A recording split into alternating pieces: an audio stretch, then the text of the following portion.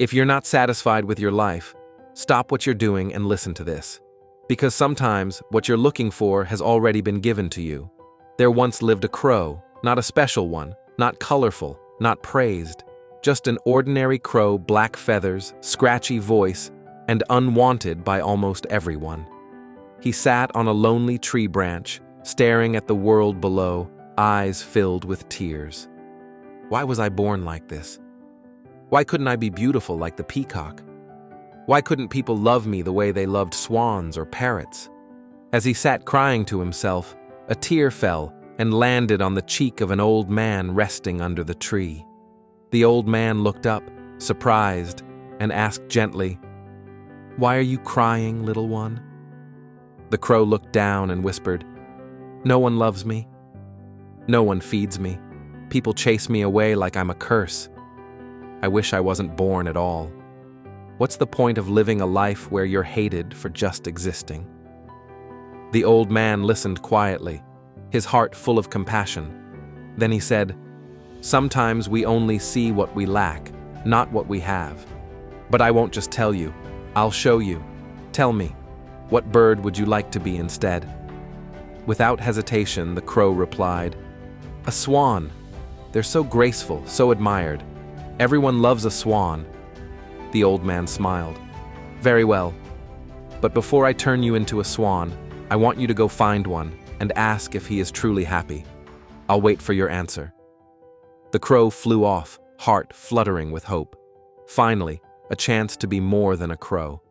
He found a swan gliding across a quiet pond, its feathers gleaming white under the sun.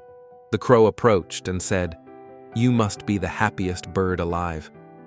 Everyone admires you. You're everything I'm not." But the swan shook his head and sighed. "You see me as pure and perfect, but to me, white is dull. There's no color, no life. I wish I had what the parrot has, beautiful colors that bring joy." The crow blinked, surprised. So even swans weren't happy? He flew off in search of a parrot. He found one resting on a tree, chirping brightly. The crow said, "You're so colorful and charming." "Surely you must be the happiest." The parrot gave a sad smile. "My colors make me a prisoner. People keep me in cages. I live in fear that someone might lock me up again. I'd rather be plain and free." The crow's feathers ruffled. Still confused, he thought, maybe the peacock. He must be the happiest of all. And so he searched again. He found a peacock in a zoo, surrounded by people taking photos and pointing in awe. When the crowd cleared, the crow flew closer and said, "You are magnificent. Everyone adores you. Surely you are the happiest of all birds." The peacock looked at him with tired eyes. "You see the outside," he said, "but not the pain within.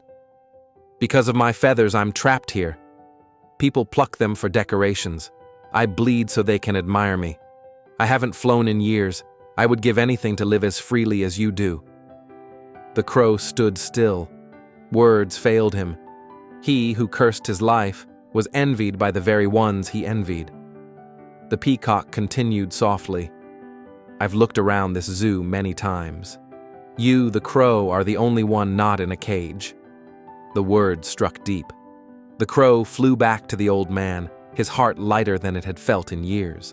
For the first time in his life, he felt grateful to be who he was. With teary eyes and a trembling voice, he said, "Wise one, thank you. I don't want to be a swan or a parrot or even a peacock. I just want to be me. I'm free. I'm alive. And that's enough." The old man smiled. "That, my dear crow, is true wisdom." Moral of the story: we often spend our lives comparing ourselves to others, chasing what they have, blind to what we've been given. You don't see your own blessings while envying someone else's pain. There will always be someone with more and someone with less. But true happiness begins the moment you stop measuring and start living. Be kind to yourself. Be grateful. Because sometimes the freedom you ignore is the dream someone else is praying for.